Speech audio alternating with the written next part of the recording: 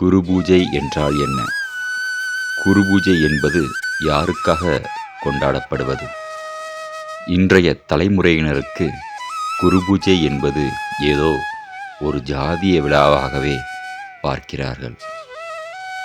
குரு பூஜை என்பது இந்து மதத்தில் மட்டுமே இந்து மத ஆன்மீக பெரியவர்களுக்கும் சித்தர்களுக்குமாக கொண்டாடப்படுகிறது. இந்து மதத்தை விட்டு மதம் மாறியவர்களுக்கு கிடையாது. இந்து மதத்தின் ஆன்மீக நம்பிக்கைகளை தன் வாழ்நாள் முழுவதும் கடைபிடித்தவர்களின் நினைவாக அவர்களை குருவாக ஏற்றுக்கொண்டவர்களால் கொண்டாடப்படுகிறது. ஆன்மீகம் சார்ந்த ஒரு ஆன்மீக திருவிழாதான் குரு பூஜை. இது பெரும்பாலும் இந்து மத ஆன்மீக பெரியவர்களின் பிறந்த நாள் அல்லது நினைவு நாளில் கொண்டாடப்படுவதுதான் குரு பூஜை. உதாரணமாக பசும்பொன் முத்துராமலிங்க தேவரின் குரு பூஜை அக்டோபர் 30 உலகமெங்கும் வாழும் இந்துக்களாலும் ஆன்மீகத்தை பின்பற்றக்கூடிய ஆன்மீக குருக்களாலும் கொண்டாடப்பட்டு வருகிறது.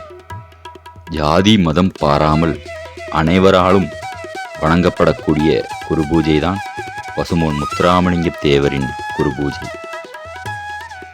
பசும்பொன் முத்துராமலிங்க தேவர் அவர்கள் தேசியமும் தெய்வீகமும் தனது இரு கண்களாக போற்றி வாழ்ந்தவர்.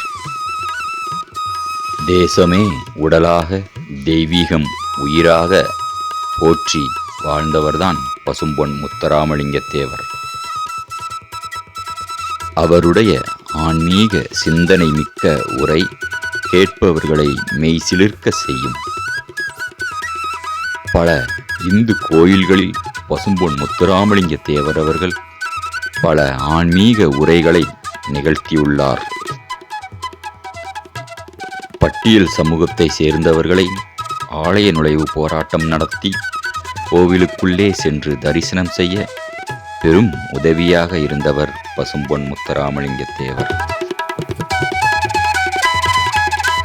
கடவுள் நம்பிக்கைக்கு எதிராகவும் ஆன்மீக நம்பிக்கைகளுக்கு எதிராகவும் பேசியவர்களை கடுமையாக கண்டித்து பேசியவர் பசும்பொன் முத்துராமலிங்க தேவர்.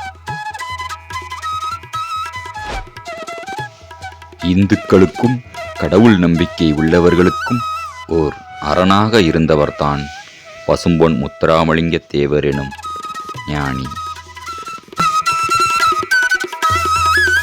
அவரது கடைசி காலம் வரை மண் பொன் பெண் ஆசையில்லாத ஞானியாகவே ஆன்மீக செம்மலாகவே வாழ்ந்து மறைந்தார் பசும்பொன் முத்துராமலிங்க தேவர். இப்படிப்பட்ட ஞானிகளுக்கு மட்டுமே குரு பூஜை கொண்டாடப்பட்டு வருகிறது.